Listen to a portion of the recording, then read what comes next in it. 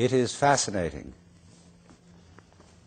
that an increasingly large number of people in the United States have become interested in the practice of what may generally be called meditation or contemplation, according to models that have been followed for centuries in Asia. And one of the reasons for this is that the religions which are generic to the West, Judaism, Christianity, and even Islam,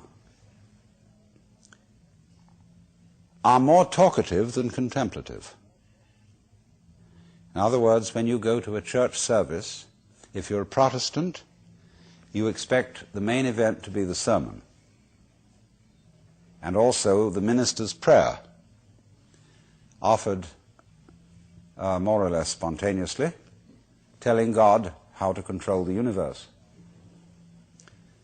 And if you're a Catholic, you expect the Mass, which has now been translated into English so that everybody can supposedly understand it, and has thereby been degraded from what Hindus would call mantra, the use of sound for meditation, to a merely instructive affair.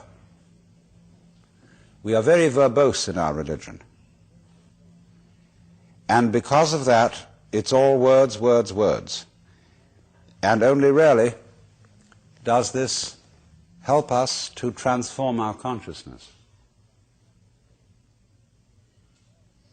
And this is more and more people are realizing is the important thing. Because we discover this, that our extremely powerful technologies are magnifiers or amplifiers. When we do what we will, what we think we desire with technology, we are, as it were, blowing up our image of ourselves to enormous proportions. And many of us are beginning to realize that we don't like it. We discover ourselves to be beings that are hostile to the environment and that are bent on dominating it to the point of destruction. That we don't feel at home in the universe. We feel that our skin, at the very least, is a boundary between a palpitating, sensitive consciousness that's terrified of what's outside the skin and terrified of a good deal that's inside it, like bacteria and cancer cells, weak arteries, cholesterol, what have you. So we have this strange thing that Lancelot White called the European dissociation, the feeling of oneself as a prisoner, involuntarily so, in a hostile world that does not give a damn about our egos. And therefore, when news comes from all about, whether it be from the Orient or whether it be from experiments with psychedelic drugs, when news comes that this feeling of our own existence may be a hallucination, people prick up their ears and would like to know, is there some other mode of consciousness which one can be in, which is not this alienated mode? Because we feel, I think many of us, very, very strongly, that if there is such a place, we would like to be there. That, of course, entails difficulties, which we shall go into. But this is the starting point of the fascination for yoga, for Zazen, and also for the Taoist forms of meditation, which are much less known.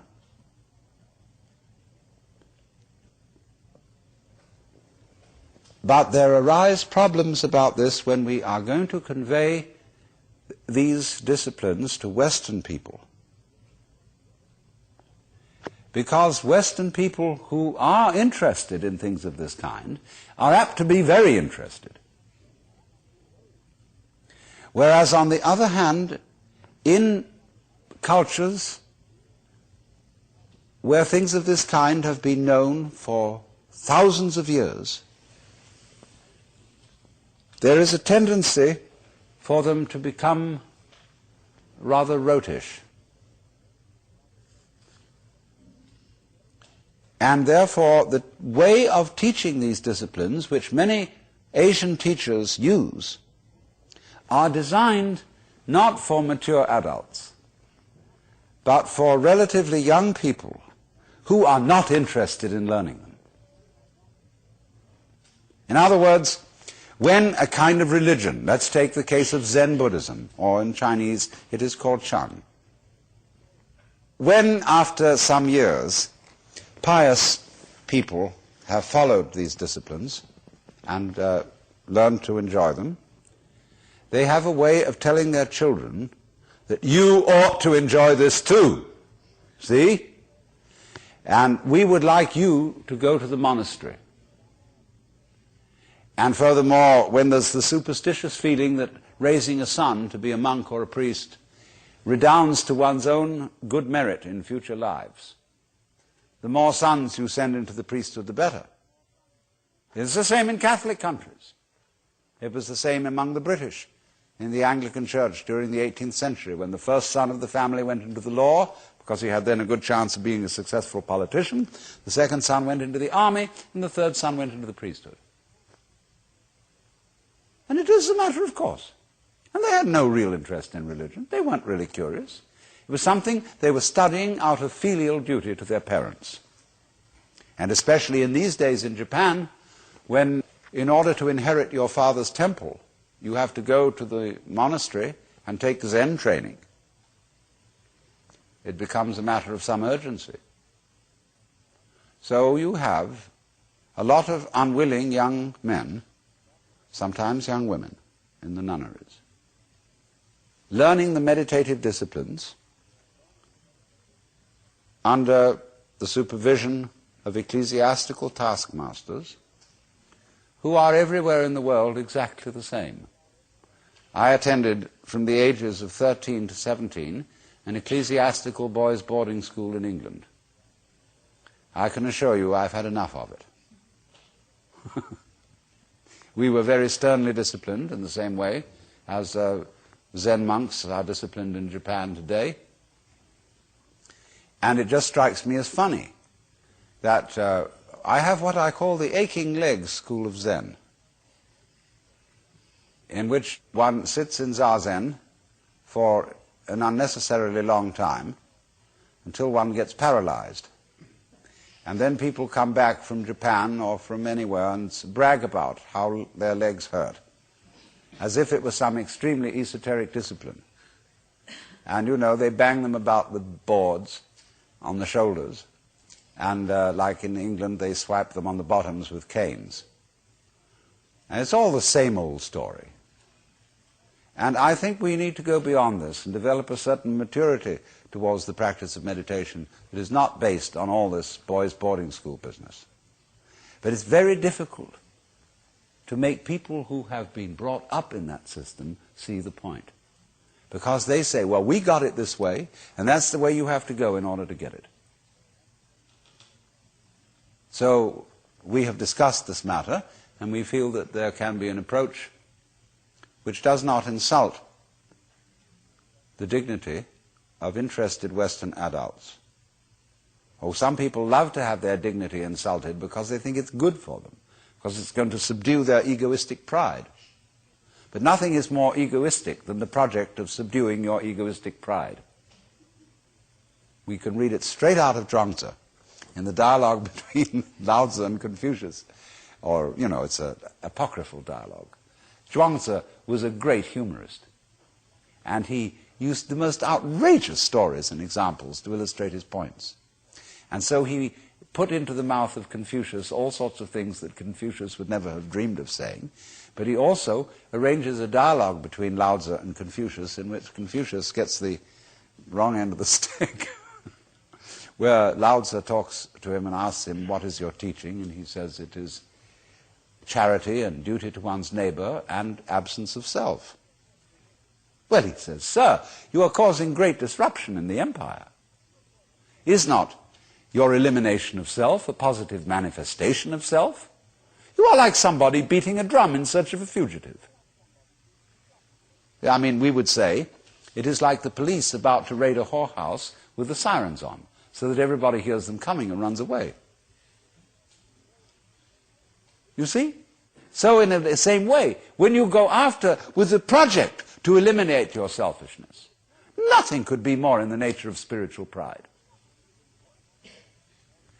And you will work on it, and the more you work on it and get uptight and stiff, the more your spiritual bulge increases.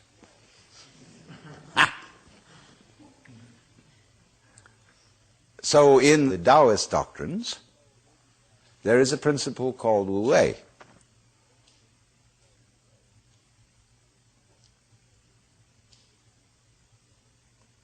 And this means, Wu means none or not, no, negation.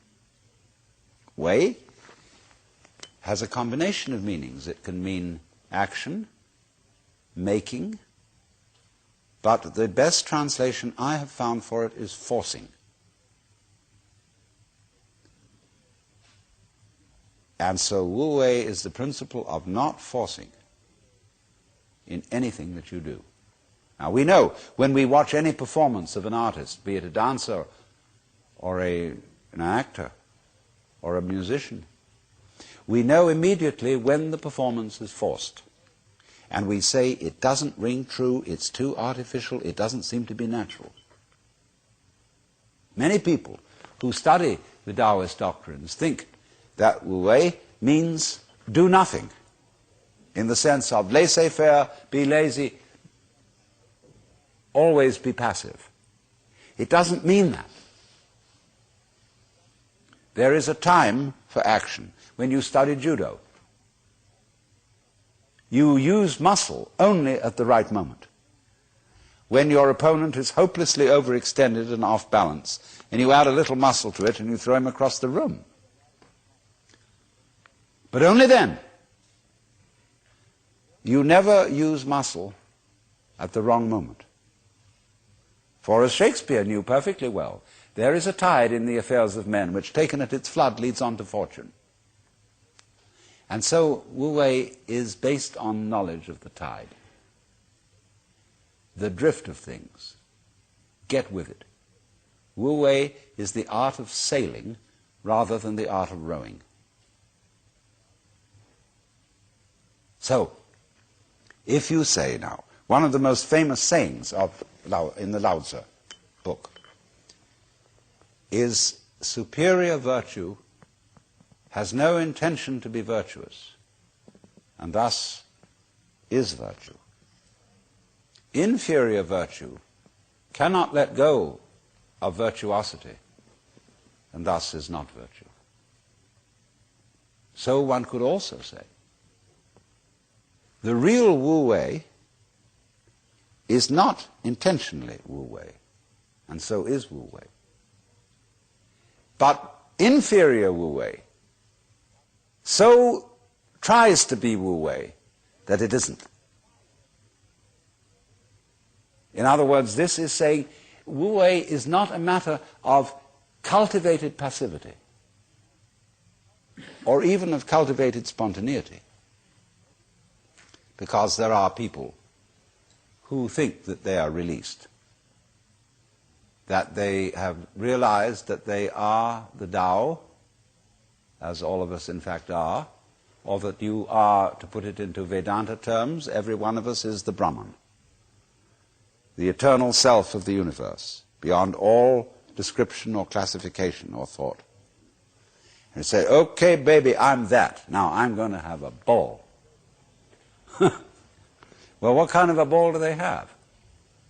Well, what they do is they look up the rules on which society runs and do the opposite.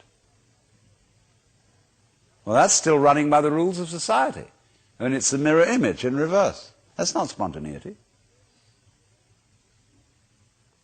You have to be able to realize that you don't know what you really want to do. until you are very quiet. And it tells you.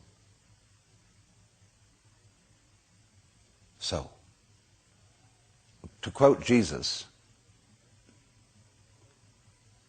unless you become again as a child, you cannot enter the kingdom of heaven.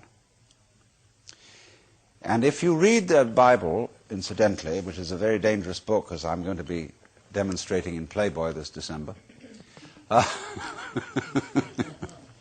but understand heaven in a very literal sense, space. See, we are in heaven now because the earth is a spaceship and heaven is space. What is called in Chinese gung, Japanese gu, the void. That's what is important. That most of us don't know this. Even Shakespeare has one of his characters saying, "Oh, that this all too solid flesh would melt." But do you know you are much more space than you are anything else? If the ponderable, I won't say matter, the ponderable whatever in your bodies were condensed and all put together, it would be smaller than the point of a pin. And anyway, somebody once said, even a bishop is 80% water.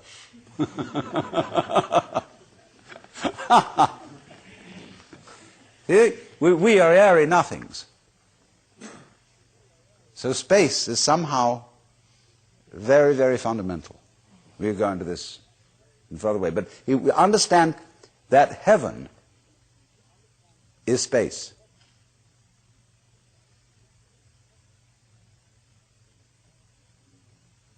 And all those references in those nursery rhymes that we learned as children, which were the hymns about heaven. Always we're talking about thrones and crowns and harps and streets of glass. Crystals, transparencies, space. It comes down to space always. Space, which nobody can define, nobody can imagine, appears to be nothing, is the foundation of the universe.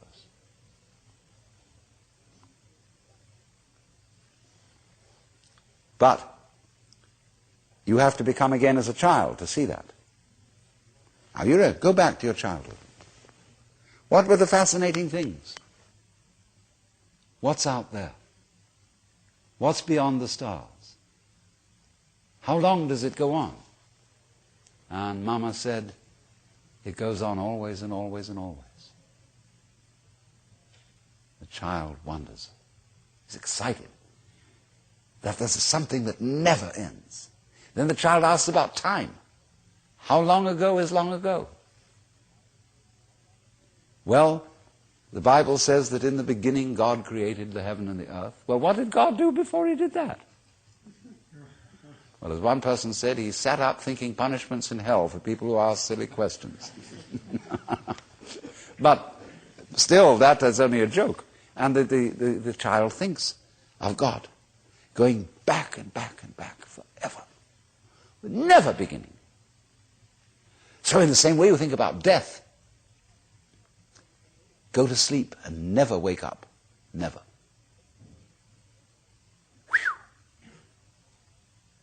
Why, it would be as if you never had existed. Not only you, but everything else. Which is, of course, the way things were before you were born. You just turn it backwards. You know, how about waking up after having never gone to sleep?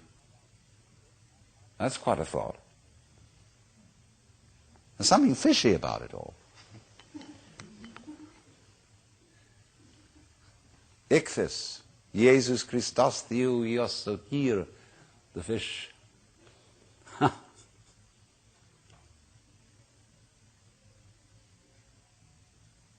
So we get a funny feeling when we think those questions really through. Very funny feeling. And children, you see, love to get into that funny feeling. Children do all kinds of weird things. They like to spin around as fast as possible, so they watch suddenly the whole ground goes tilting. They do this thing giddy, giddy, giddy, giddy with their eyes, and they go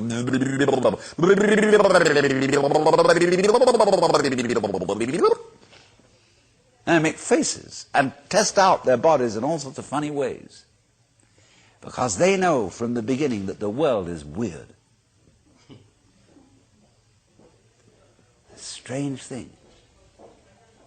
Because everybody knows what it's all about, only they won't admit it. Being brought up is being taught not to admit it, but you know very well what's going on. But in order to find out once more as an adult, you have to become again as a child. So what does that involve? It means, ladies and gentlemen, would you please check your ideas and opinions at the door, first of all. All your philosophical and religious views, all your logic, because I say check it at the door advisedly, because you can pick it up again when you go out if you feel unsafe without it. I'm not trying to argue you out of your opinions and views. I'm merely suggesting that for the sake of an experiment, you temporarily suspend them. And view what is as if you didn't even know how to talk. Red is not red, blue is not blue. Hard is not hard, soft is not soft. Male is not male, female is not female. There is just this jazz.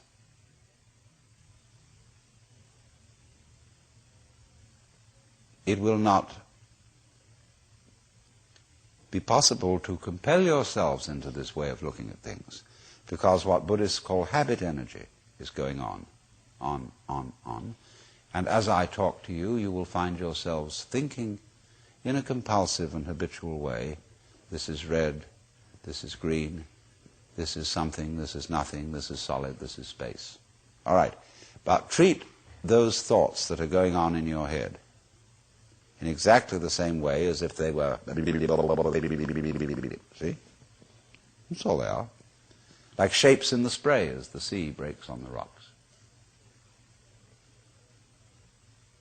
Now, please don't get agitated that this is an anti-intellectual point of view, that this is undermining the value of logic and reason and so on. Just we'll bring all that back later when we need it. But just for the time being, let's simplify.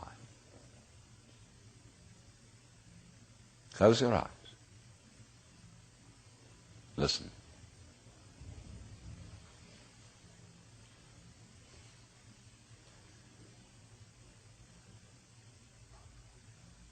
What is? What do you really and truly, honestly hear?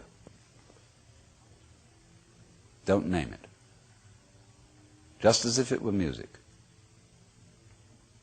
Classical music.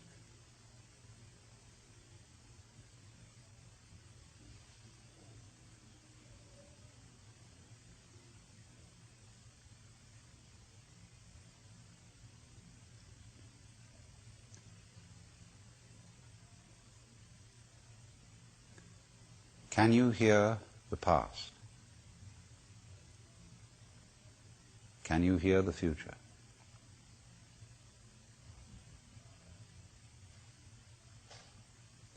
Can you hear the listener?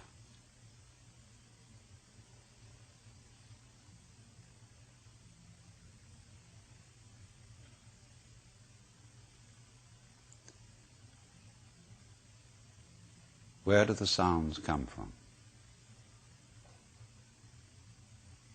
Ears alone, please. Look, Mama, no hands. Let them tell you the truth.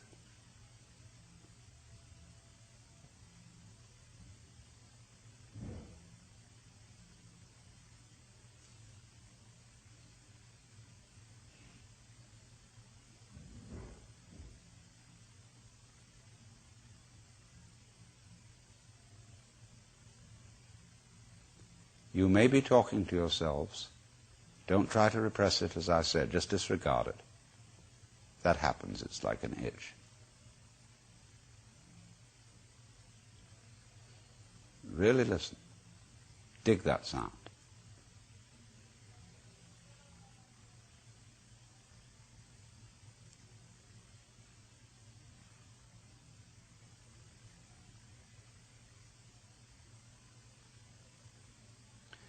Now, that's the easiest way to begin into meditation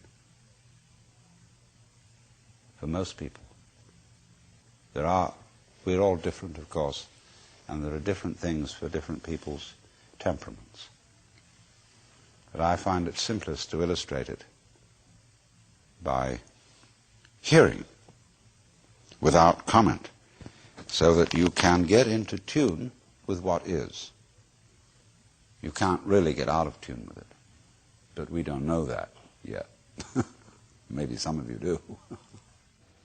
The art of meditation is a way of getting into touch with reality.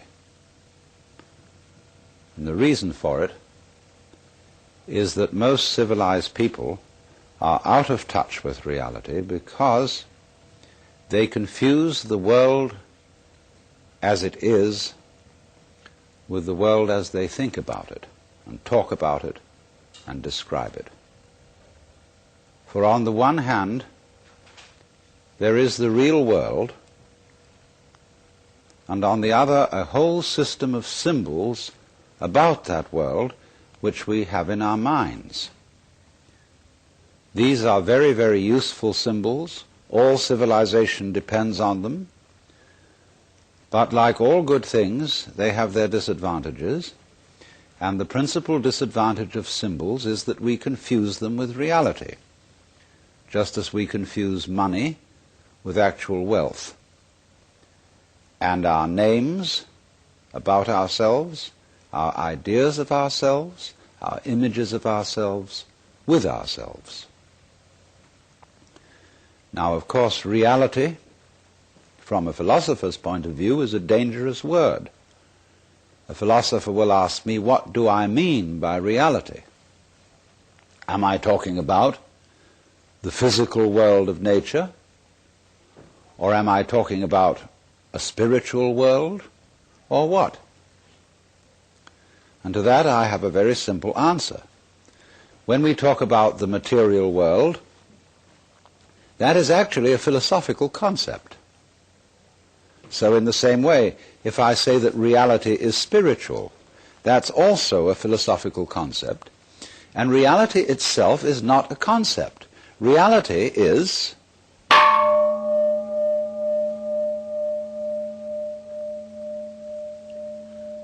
and we won't give it a name. Now, it's amazing what doesn't exist in the real world. For example, in the real world, there aren't any things, nor are there any events. That doesn't mean to say that the real world is a perfectly featureless blank. It means that it is a marvelous system of wiggles in which we descry things and events in the same way as we would project images on a Rorschach blot, or pick out particular groups of stars in the sky and call them constellations, as if they were separate groups of stars.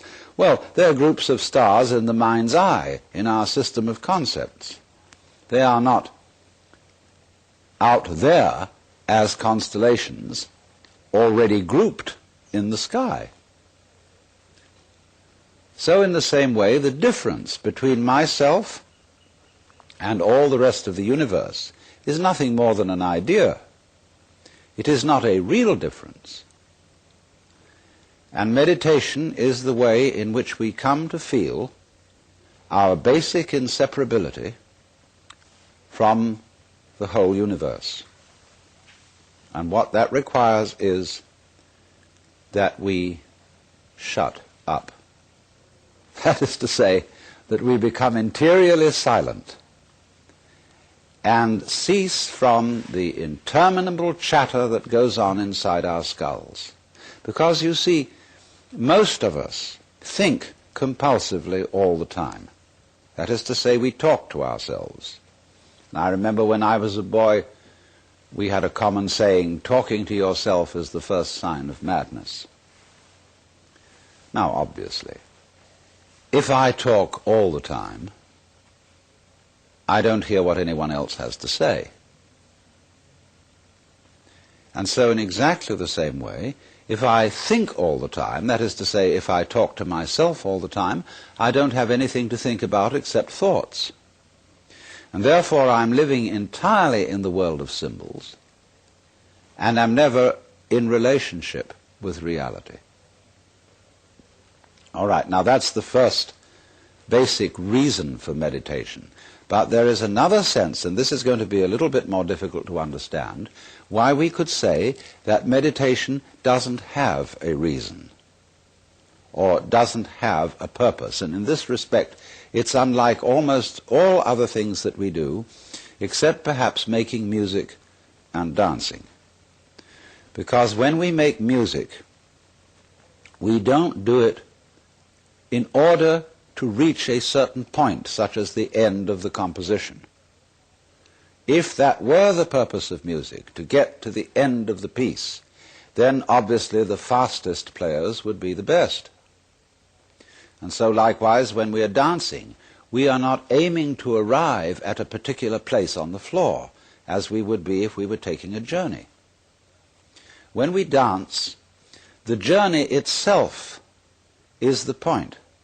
When we play music, the playing itself is the point. And exactly the same thing is true in meditation. Meditation is the discovery that the point of life is always arrived at in the immediate moment. And therefore, if you meditate for an ulterior motive, that is to say, to improve your mind, to improve your character, to be more efficient in life, you've got your eye on the future and you are not meditating. Because the future is a concept. It doesn't exist. As the proverb says, tomorrow never comes. There is no such thing as tomorrow. There never will be, because time is always now. And that's one of the things we discover when we stop talking to ourselves and stop thinking. We find there is only a present, only an eternal now. So it's funny then, isn't it, that one meditates for no reason at all, except we could say for the enjoyment of it. And here I would interpose the essential principle that meditation is supposed to be fun. It's not something you do as a grim duty. The trouble with religion as we know it is that it is so mixed up with grim duties. We do it because it's good for you. It's a kind of self-punishment. Well, meditation, when correctly done, has nothing to do with all that. It's a kind of digging the present. It's a kind of grooving with the eternal now. And brings us into a state of peace where we can understand that the point of life, the place where it's at, is simply here and now. Well, now, in the art of meditation, there are various props, supports. One thing that we are going to use as a means of stilling chatter in the mind is pure sound. And for that reason, it's useful to have a gong. This is a Japanese Buddhist gong made of bronze and shaped like a bowl. Or you can use your own voice, chanting. Another prop in meditation is the use of incense. And that is because the sense of smell is our repressed sense. And because it's our repressed sense, it has a very powerful influence on us. And therefore we associate certain smells with certain states of mind. And so the smell of incense is associated with peace and contemplation, and so it's advantageous to burn incense in meditation. The other prop is a string of beads. And these beads are used in meditation for an unconscious method of timing yourself. Instead of looking at a watch, you move a bead each time you breathe in and out, so that at a certain rate, you see, there are always 108 beads on a rosary. And when you get to slow breathing, halfway around the rosary is about 40 minutes. And that is the usual length of time for which one sits in meditation, because otherwise you get uncomfortable and you get stiff legs and problems of that kind. Now then, the other thing, first of all, that we have to go into is how does one sit in meditation? You can sit any way you want. You can sit in a chair, or you can sit like I'm sitting, which is the Japanese way of sitting, or you can sit in the lotus posture, which is more difficult, which is cross-legged, with the feet on the thighs, soles upwards. And the younger you start that in life, the easier you'll find it to do. Or you can just sit cross-legged on a raised cushion above the floor. Now the point of this is that if you keep your back erect, I don't mean stiff like this, nor slumped like this, but just easily erect, you are centered and easily balanced, and you have a feeling of being thoroughly rooted to the ground. And that sort of physical stability is very important for the avoidance of distraction and generally feeling settled. Here and now, j'y suis, j'y reste, as the French say. I'm here and I'm going to stay. Well now, the easiest way to get into the meditative state is to begin by listening. If you simply close your eyes and allow yourself to hear all the sounds that are going on around you, just listen to the general hum and buzz of the world as if you were listening to music. Don't try to identify the sounds you're hearing. Don't put names on them. Simply allow them to play with your eardrums. And let them go. In other words, you could put it, let your ears hear whatever they want to hear. Don't judge the sounds. There are no, as it were, proper sounds or improper sounds, and it doesn't matter if somebody coughs or sneezes or drops something. It's all just sound. And if I am talking to you right now and you're doing this, I want you to listen to the sound of my voice just as if it were noise. Don't try to make any sense out of what I'm saying, because your brain will take care of that automatically. You don't have to try to understand anything. Just listen to the sound. As you pursue that experiment, you will very naturally find that you can't help naming sounds, identifying them, that you will go on thinking, that is to say, talking to yourself inside your head automatically. But it's important that you don't try to repress those thoughts by forcing them out of your mind, because that will have precisely the same effect as if you were trying to smooth rough water with a flat iron. You're just going to disturb it all the more. What you do is this. As you hear sounds coming up in your head, thoughts, you simply listen to them as part of the general noise going on, just as you would be listening to the sound of my voice, or just as you would be listening to cars going by or to birds chattering outside the window. So look at your own thoughts as just noises. And soon you will find that the so-called outside world and the so-called inside world come together. They are a happening. Your thoughts are a happening, just like the sounds going on outside. And everything is simply a happening, and all you're doing is watching it. Now, in this process, another thing that is happening that is very important is that you're breathing. And as you start meditation, you allow your breath to run just as it wills. In other words, don't do at first any breathing exercise, but just watch your breath breathing the way it wants to breathe.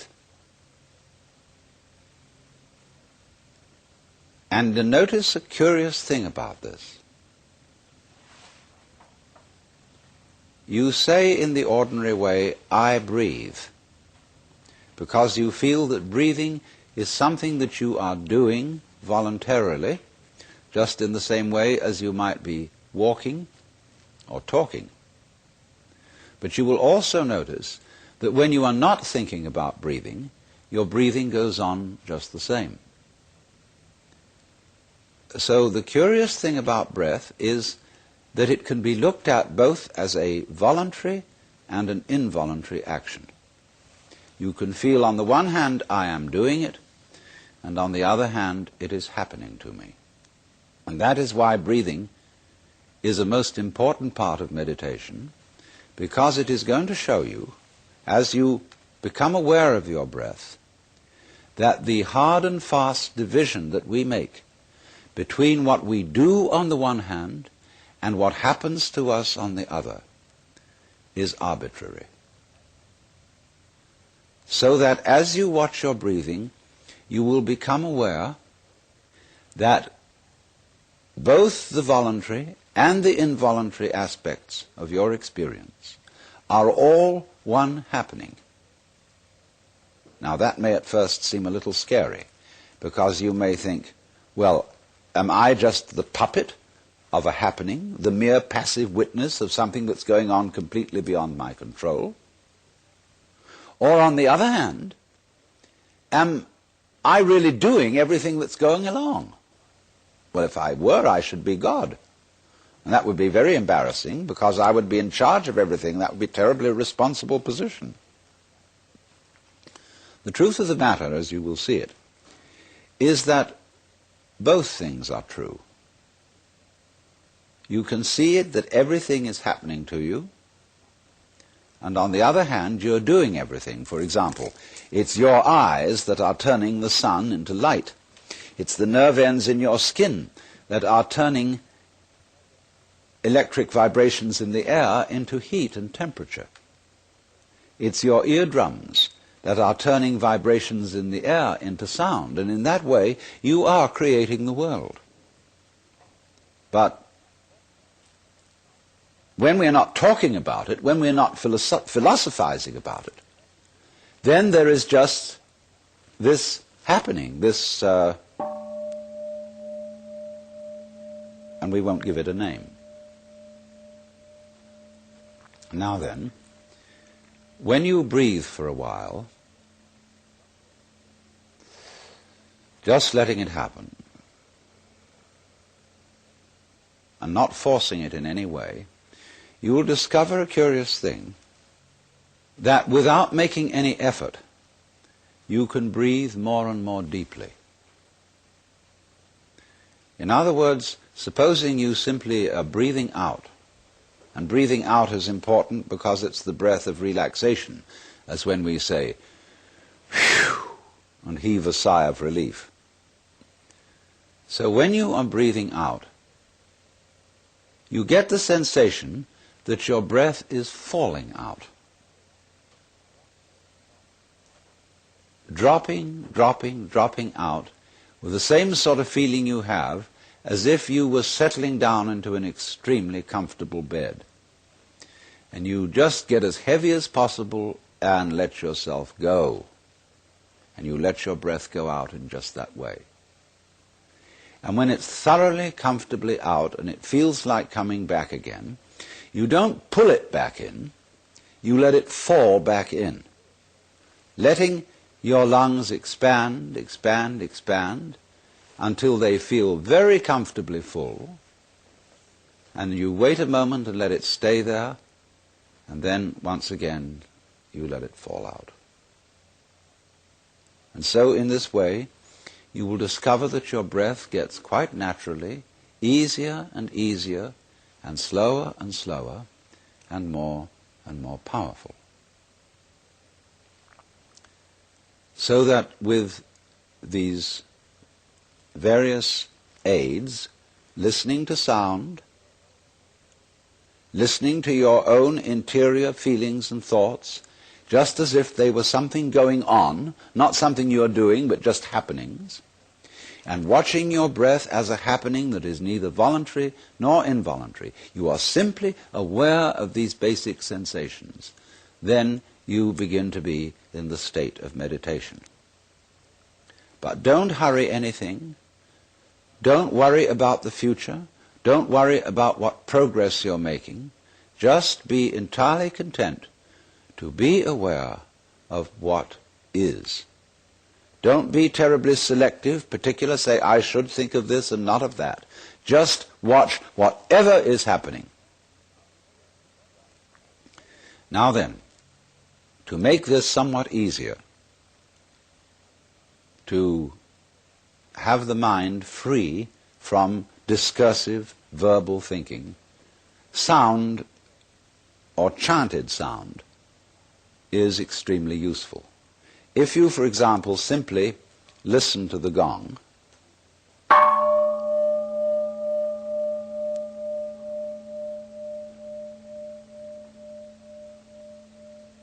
and let that sound be the whole of your experience. It's quite simple, it requires no effort.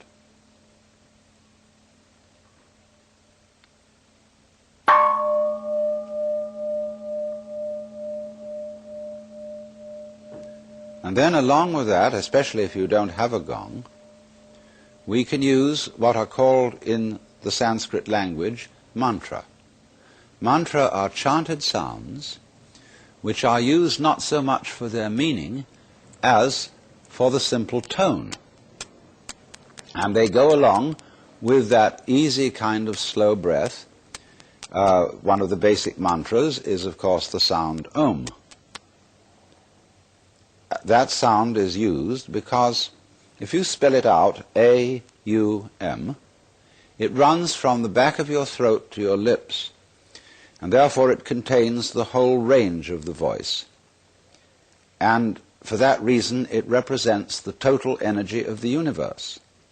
This word is called the pranava, the name for the ultimate reality, for the which, than which there is no whicher. And so, in this way then, if you chant it,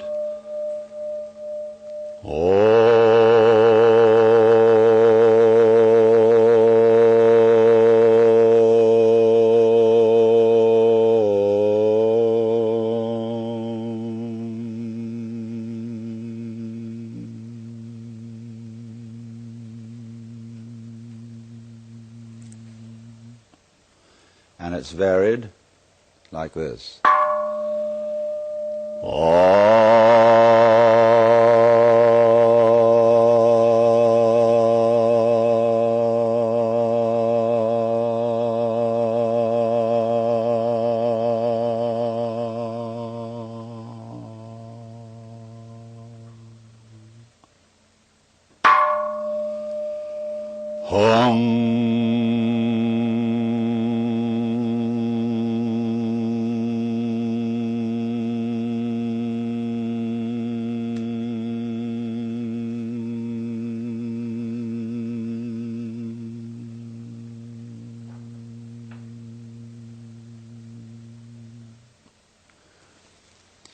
And you can keep that up for quite a long time, and eventually you will find, as you go on chanting, that the words of the chant will simply have become pure sound. And you won't be thinking about it. You won't have any images about the sound going on in your mind. You will simply become completely absorbed in sound, and therefore you will find yourself living in an eternal now in which there is no past, and there is no future, and there is no thing called difference between what you are as knower and what you are as the known, between yourself and the world of nature outside you. It all becomes one doing, one happening. Now, in addition to those slow-moving chants, you may find it, according to your temperament, easier to do a fast-moving one. These have a sort of rhythm to them that is absorbing.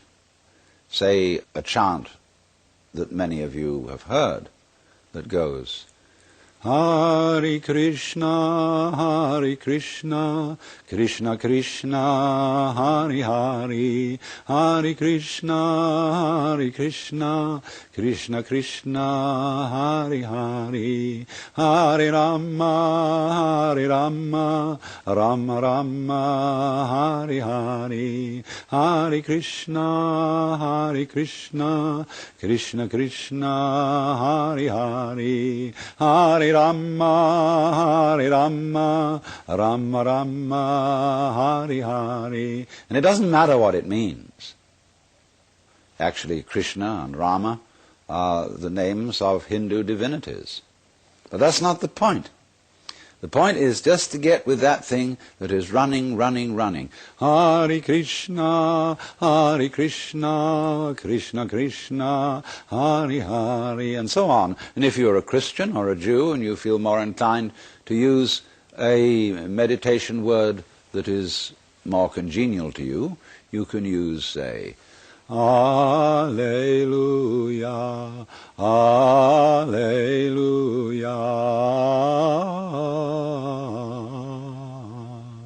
Alleluia, Alleluia,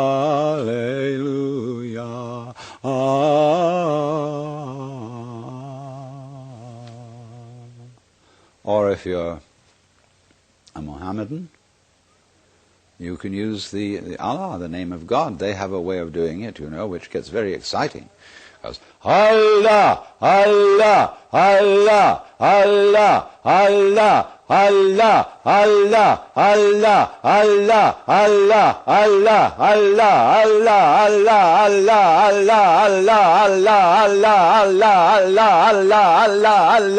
Allah, Allah, Allah, and it gets faster and faster. You can keep that up for 40 minutes. And you'll be out of your mind. But you see, to go out of your mind at least once a day is tremendously important, because by going out of your mind you come to your senses.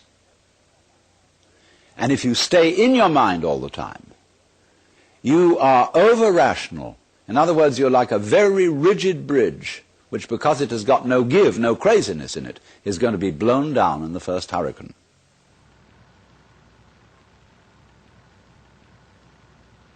Just as you've been letting vibrations in the air play with your ears, let your lungs breathe as they will. Don't as yet attempt any breathing exercise. Don't force anything. Simply allow breathing.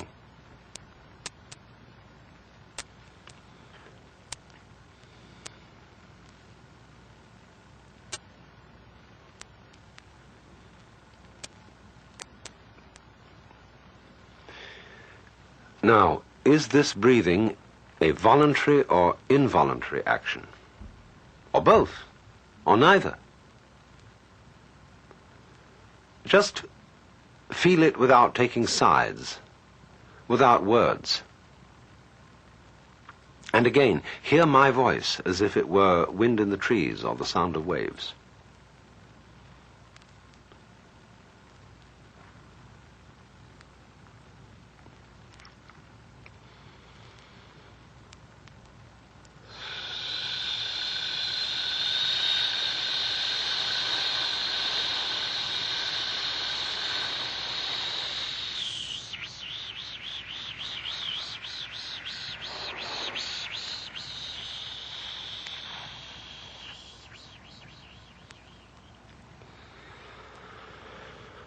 Most of us are short of breath.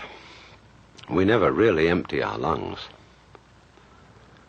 But to make a long, complete out-breath, you mustn't force it. Imagine there's a large ball of lead inside your neck, and allow it to fall slowly through your body to the floor, pushing and easing the breath out as it drops. Ease the breath out just as you settle and sink down comfortably into a bed. And when the ball reaches the floor, let it drop away as if to the center of the earth.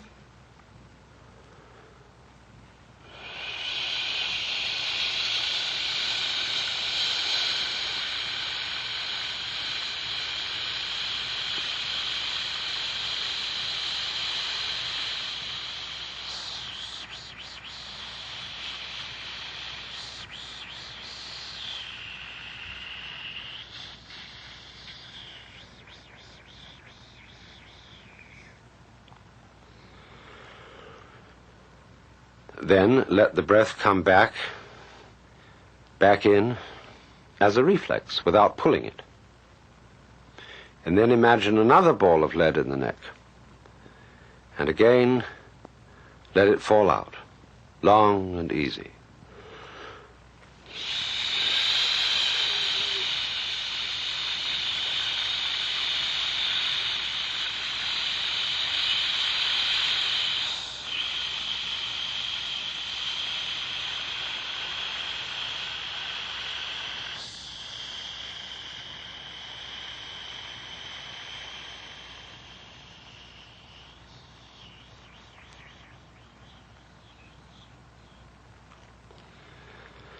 And once again.